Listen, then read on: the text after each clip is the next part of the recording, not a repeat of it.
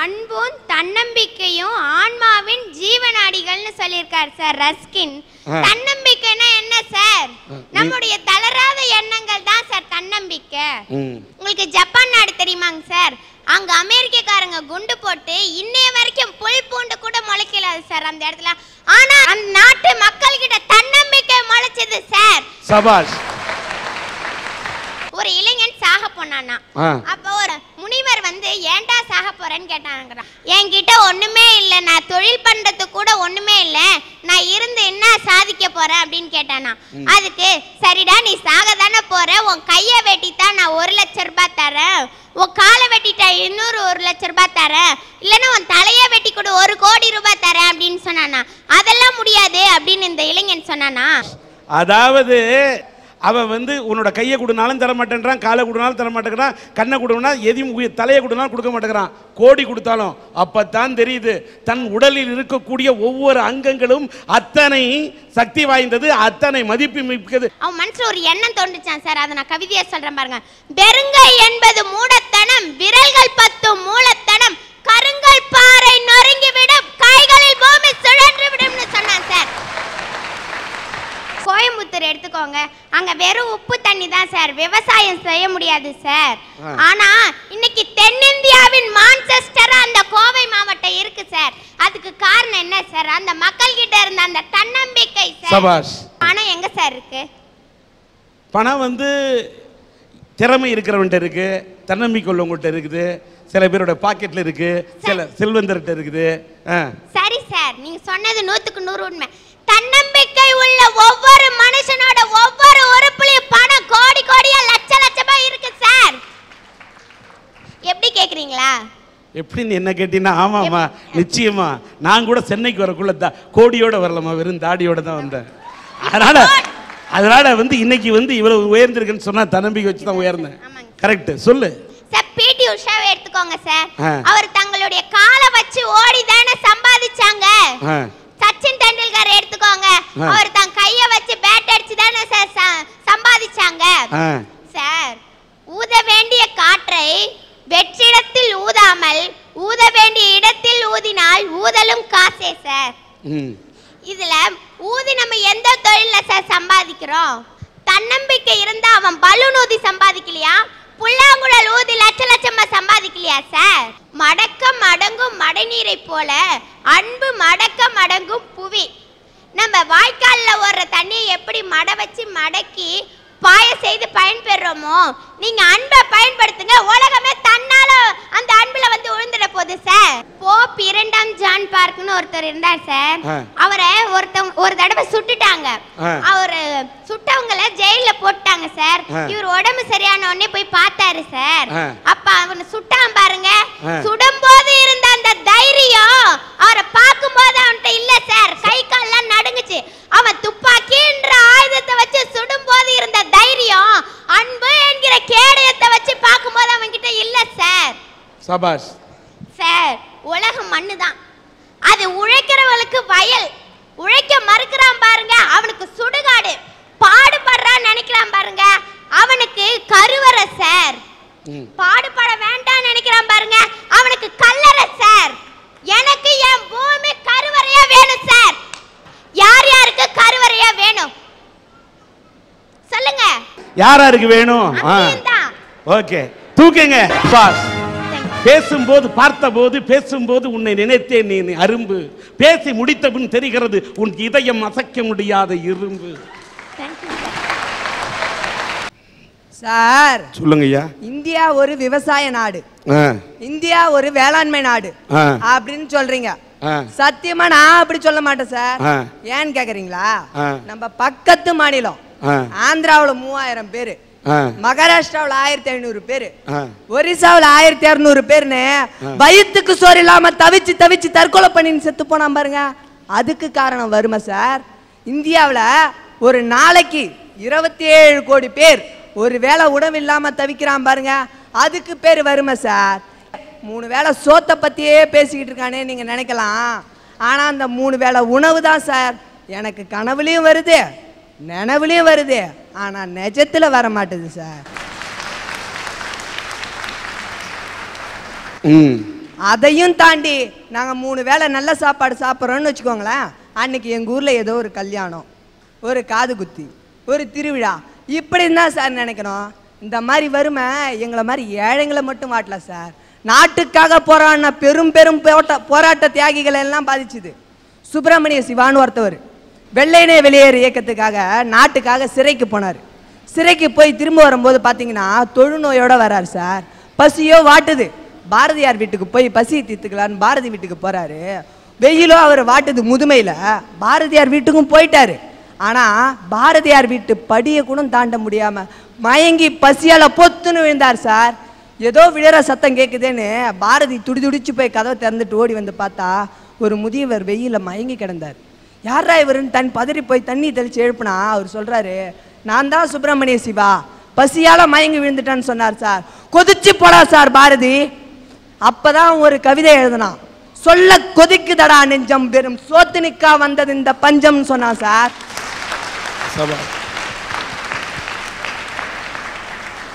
அப்படி சுப்பிரமணிய சிவாவை பதறி போய் தண்ணி தெளிச்சு எழுப்பி ஒரு கவிதை சொன்ன பாரதியால கூட ஒரு வேளை பசிய போக்க முடியல சார். காரணம் அன்னைக்கு பாரதிக்கும் அங்க வறுமை சார். வீட்டுக்குள்ளே சோறு, அங்கே உலை கொதித்து கொண்டிருந்தால் பாரதி நெஞ்சம் கொதித்து இருக்காது. இப்படி வார்த்தை கொண்டு கவிதைகளை பதித்து இருக்காது. வறுமை வாட்டிய போதும் தன் எழுதுகோல் கொண்டு ஒரு வரலாற்றை படைத்து விட்டு சென்றானே பாரதி. வறுமையிலும் கூட அவன் எழுதுகோலை ஏந்தி பிடித்திருக்கின்றான். அதனால் தான் இன்றைக்கும் நாம் அந்த பாரதி என்ற கவிஞனை தாங்கி பிடிக்கிறோம். பேசுங்க. இந்த மற்ற ஆயுதம்லாம் இருக்கு பாத்தீங்களா, அது ஒருத்தவனை ஒரே தடவையில் கொண்டுடும் சார். ஆனால் அந்த வறுமை இருக்கு பாருங்க, அவனுக்குள்ளே இருந்துக்கிட்டு அவனையே கொஞ்சம் கொஞ்சமாக அணுவா சித்திரவதை பண்ணி கொள்ளும் சார். உலக நாடுகள் எல்லாம் இன்னைக்கு ஒற்றுமையாக இருக்கு. ஐநா சபைன்னு ஒன்று உருவாக்கி ஒரு கொடுமையான நோயை தீர்க்கறதுக்காக திட்டம் போட்டுக்கிட்டு இருக்காங்க. அந்த திட்டம் போடுறதுக்கே பல கோடி ரூபாயை செலவு பண்ணுறாங்க. அந்த கொடுமையான நோய் எய்ட்ஸ்ன்னு எல்லாம் சொல்லலாம். ஆனால் அந்த எய்ட்ஸ் கூட ஒரு மனுஷன் 4 வருஷம் இல்லை 5 வருஷம் போராட்டத்துக்கு பிறகு சாவை தந்து அவனை முடிச்சிடும். ஆனால் அந்த வறுமை இருக்குது பாருங்க, அது வந்துடுச்சுன்னு வச்சுங்களா அவன் வாழ்க்கையே போராட்டமாக மாற்றி. அதனால தான் ஏன் சொன்னேன், எய்ட்ஸை விட கொடுமையானது வறுமை என்ற நோய். சரிங்க ஐயா. பொதுவாக ஸ்கூல் பள்ளிக்கூடம் போகிற பசங்களை பார்த்துருப்பீங்க. ஆனால் நாங்களாம் பள்ளிக்கூடம் போனால் எப்படி தெரியுமா சார் இருக்கும், எண்ணெய் தடவாத ஒரு பரட்டை தலை, செருப்பே போடாத கால், நனைஞ்சே இருக்கும் ஒரு சீருட, பசியால் வாடின ஒரு முகம். இப்படி தான் சார் இருக்கு எங்கள் நிலமை. இப்படி தான் சார் நாங்கள் எல்லாம் படிச்சுக்கிட்டு இருந்தோம். 11ஆம் வகுப்பு போயிட்டேன். நல்லா நானும் படிச்சுக்கிட்டு இருந்தேன். அப்போ மதிய சாப்பாட்டுக்கு விட்டோன்னே லஞ்சு விட்டோன்னே பிள்ளைங்க எல்லாம் போயிடுவாங்க. நான் மட்டும் அங்கே தனியாக உட்காந்துக்கிட்டு இருப்பேன் அந்த பெஞ்சில். அப்போ நான் ஏங்கினேன், எங்கள் அப்பா எனக்கு ஒரு ஃபேண்ட் வாங்கி தருவார், எங்கள் அப்பா ஒரு சட்டை வாங்கி தருவார், இன்னைய வரைக்கும் செருப்பே போடாமல் இருக்க சார், ஒரு செருப்பு வாங்கி தருவார்னு ஏங்கலை, ஒரே ஒரு வேளை சாப்பாடு கிடைக்காம தான் ஏங்கினேன். எங்கள் அப்பா என்ன சொன்னார்னா, தம்பி நீ உழைச்சி தான் இனிமேட்டு குடும்பத்தை காப்பாற்றணும், படிச்சுக்கிட்டே ஏதாவது வேலைக்கு போன்னு சொன்னார். எங்கள் ஊர் ஒரு கிராமங்க ஐயா, அங்கே இருந்ததோ ஒரே ஒரு வேப்பங்கொட்டை மில்லு, அங்கே போய் தான் பிழைக்கணும்னு நிலமை வந்துடுச்சு. நைட்டில் மூட்டை தூக்குற வேலைக்காக நானும் போனேன். ஆனால் அங்கே மூட்டை தூக்க போனவொன்னே தான் தெரிஞ்சுது ஒரு மூட்டையோட எடை 80 கிலோ. ஆனால் என் எடை எவ்வளோ தெரியுமா, 49 கிலோ. அந்த மூட்டையை தூக்கிட்டு போய் லாரியில் ஏற்றிட்டு நான் இறங்கி வந்தேன்னா எனக்கு கூலி எவ்வளோ தெரியுங்களா, 50 பைசா. நான் என் குடும்ப வறுமைக்காக அதையும் செஞ்சேன். மூட்டை தூக்கிட்டு இறங்கி வருவேன், முதுகெல்லாம் ஒரே எரிச்சலாக எரியும். பக்கத்தில் இருக்கவர்கிட்ட கேட்பேன், ஆனால் என்னென்ன முதுகெல்லாம் எரியுதேன்னு கேட்பேன். அதுக்கு அவர் சொல்லுவார், தம்பி பிஞ்சு முதுகுப்பா, அது அப்படித்தான் எரியுன்னு சொல்லுவார். வலி தாங்காமல் தொட்டு தடவி பார்ப்பேன், ஒரே ரத்தமாக இருக்கும் சார். அந்த அண்ணங்கிட்ட சொல்லுவேன், ஆனால் ரத்தம் வருதுன்னு சொல்லுவேன். இடுப்பில் கட்டிருக்க ஒரே ஒரு துண்டு இருக்குது பாருங்க, அதை தண்ணியில் நனைச்சி ஒரு ஒத்தலம் கொடுப்பார். அதான் அவர் எனக்கு கொடுத்த மருந்து. அப்போ தான் எனக்கு எங்கள் வாதியார் சின்ன வயசில் சொன்னது ஒன்றே ஒன்று ஞாபகம் வந்தது சார். கந்தையானாலும் கசக்கி கட்டு, கந்தையானாலும் கசக்கி கட்டுன்னு சொன்னார். எல்லாம் சரி சார், அது காயிற வரைக்கும் எதை சார் கட்டுறது? ஒரு நாள் 12ஆவதுல எங்கள் ஆசிரியர் என்ன ஒருத்தர் சொன்னார், தம்பி வருமன்னு சொல்லாத, தன்னம்பிக்கையோட நல்லா படி, அதிக மார்க் எடு, நீ ஜெயிக்கலாம் அப்படின்னு சொன்னார். எங்கள் வீட்டில் கரண்ட் இல்லை, நானும் தன்னம்பிக்கையோடு இருந்து படித்து ஜெயிச்சிடலான்ட்டு எங்கள் வீட்டுக்கிட்ட ஒரு தெருவிளக்கு இருக்குங்க ஐயா, அந்த தெருவிளக்கை ராத்திரியில் சுற்றி வந்து கிடைக்கிற கொஞ்சம் நேரத்தில் படிப்பேன். படித்து 1012 மார்க்கு எடுத்தேன். அப்படி இருந்தோம் ஏழைங்களுக்கெல்லாம் மேல் படிப்பு ஒரு கனவுன்னு சொன்னாங்க சில பேர்.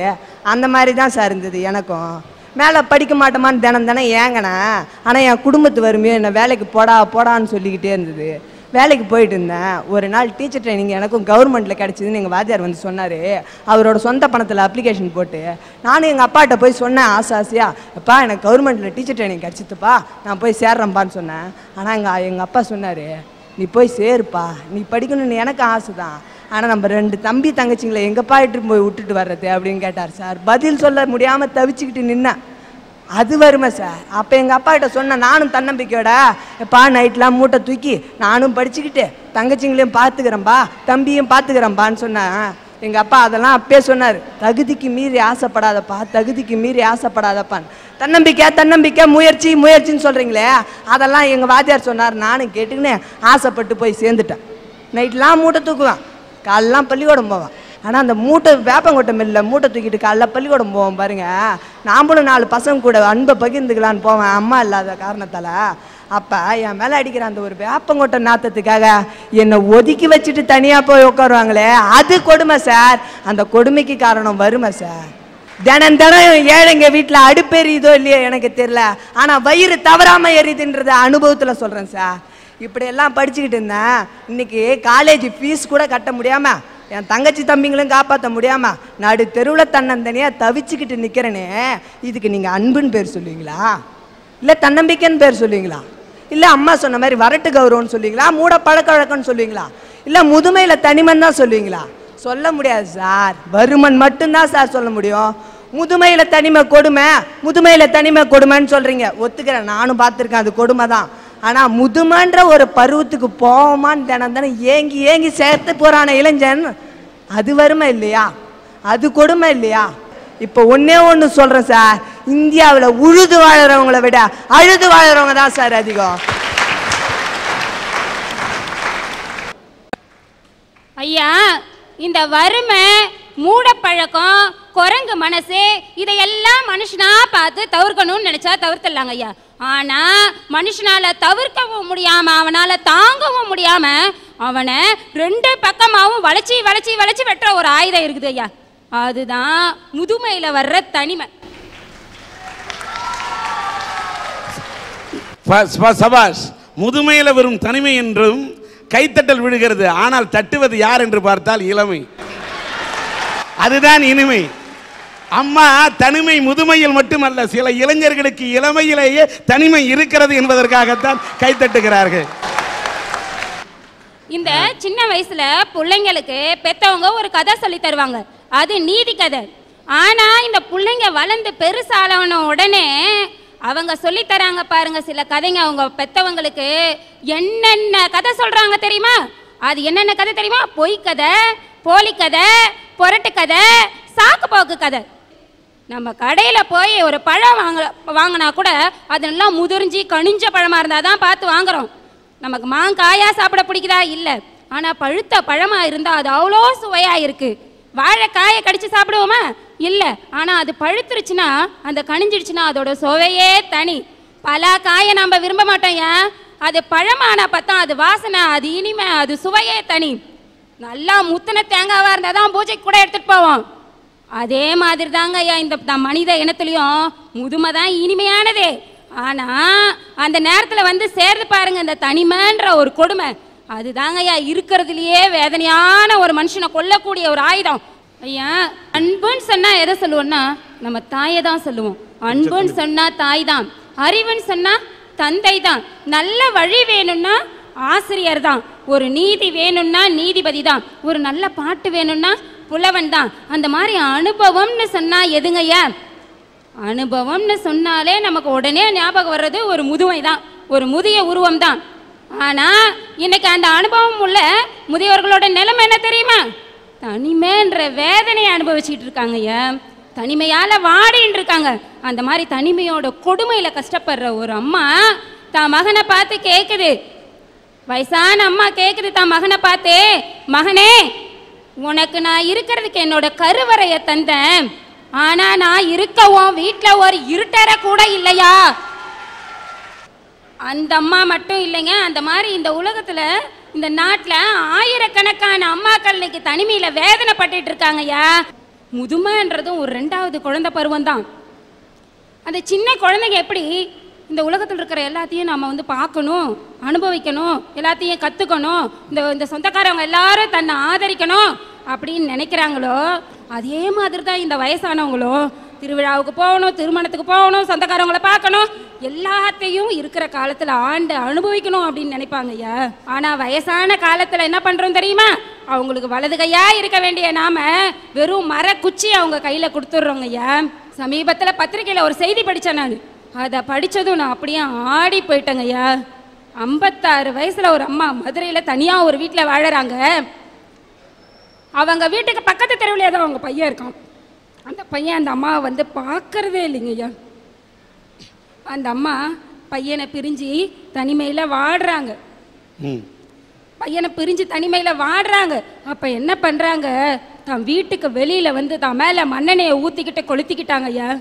மண்ணெண்ணெயை மேலே ஊற்றி கொளுத்திக்கிட்டா எவ்வளோ எரியும், எவ்வளோ வலிக்கும், எவ்வளோ சுடும், எவ்வளோ துடிக்கும் அப்படின்றது ஒரு 56 வயசு அம்மாவுக்கு தெரியுமா தெரியாதா? தெரிஞ்சும் அவங்க அந்த முடிவை எடுக்கிறாங்கன்னா அதை விட கொடுமையானது எதுங்கய்யா? இப்போ அந்த தனிமை தானே. இதுலேருந்து என்ன தெரியுது? மரணத்தை விட கொடுமையானது தனிமை தான் தெரியுதாங்க ஐயா. முதுமையில் தனிமை என்பதை அந்த அம்மா சொன்னாங்க. இந்த முதுமையிலே தனிமையில வாடக்கூடிய பெரியவர்கள் இந்த காலத்தில் இல்லை, அந்த காலத்தில் இருந்திருக்கிறாங்க. எந்த காலத்தில் இருப்பாங்க? என்ன காரணம் தெரியுமா? மனசாட்சி இல்லாமல் மனித நேயம் இல்லாத பிள்ளைகள் இருக்கின்ற வரை அதை போன்ற பெற்றோர்கள் முதியோர் இல்லத்துக்கு அனுப்பப்படுகிறார்கள். இதுதான் உண்மை. ஆனால் ஒன்னே ஒன்று, பெற்றோர்களுக்கு ஒன்று மட்டும் சொல்றேன். வயசுக்கு வந்து கல்யாணம் ஆன உடனே பையனுடைய கவனம் ஒரு பெண்ணின் மீது திரும்பும். அவன் என்னைக்கு இருந்தாலும் தன் மனைவியை நேசிப்பான். தன்னோட பிள்ளை மகன் என்பவன் தனக்கு மட்டும்தான் முழுமையான சொந்தம் என்று எந்த தாயும் தந்தையும் நினைக்கிறதே தப்பு. தனக்கும் சொந்தம், அவனுடைய மனைவிக்கும் சொந்தம்.